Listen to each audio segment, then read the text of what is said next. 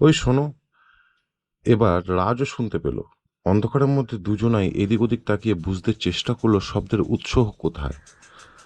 খানিক অন্ধকারের দিকে তাকিয়ে থাকতে থাকতে অন্ধকার যখন চোখে সয়ে গেল, তখন দুজনাই দেখতে পেল সাদা পোশাক পরা একটা মহিলা সিঁড়ি বেয়ে নিচে আসছে, আর ওর নামার তালে তালে নুপুরের আওয়াজ উঠছে। দুজনাই চমকে উঠলেন। সুব্রত বলছিল এই বাড়িতে কেউ থাকে না, তাহলে এই মহিলাটি কোথা থেকে এসলো? মহিলা এগিয়ে এলো কাছে। রাজ ভয়কে পাত্তা না দিয়ে জিজ্ঞেস করলো, আপনি কে? কিন্তু প্রশ্ন করতেই টের পেল ওরা নিজেরাই আওয়াজের অত চেষ্টার পরেও কেঁপে উঠল। মহিলার হাসি শোনা গেল।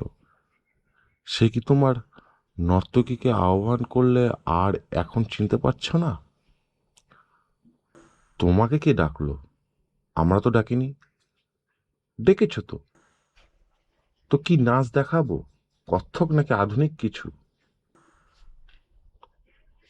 তুমি চাও আমরা ডাকিনি? তুমি যাও, আমরা ডাকিনি। এখন ডাকিনি কিন্তু ডেকেছিলে।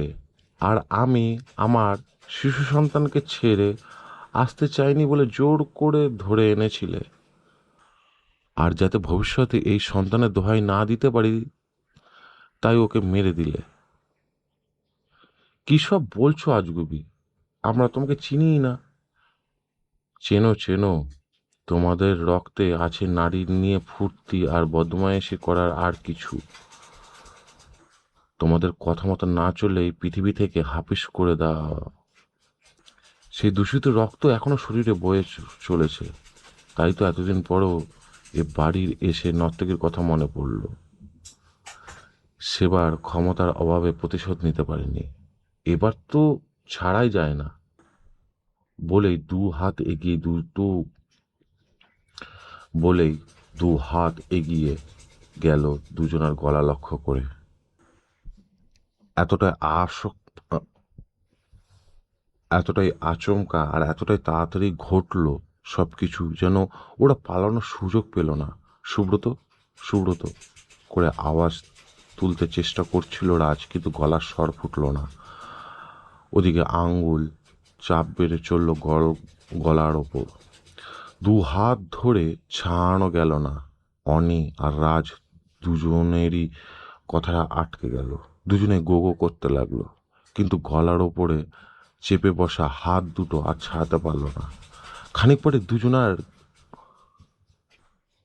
খানিক পরে দুজনাই গড়িয়ে পড়ল মাটিতে। কিছুদিন পরে পুলিশ এসে উদ্ধার করলো পচে যাওয়া দুটি দেহ। অফিসার শুধু ভাবছিলেন এরা এখানে এলো কিভাবে। তো গল্পটা শুনে কীরকম লাগলো কমেন্ট সেকশনে কমেন্ট করে জানাবে। আর এরকম ধরনের গল্প শুনতে চাইলে চ্যানেলটাকে সাবস্ক্রাইব করবে আর বেল নোটিফিকেশনটা অন করে অলে সেট করবে।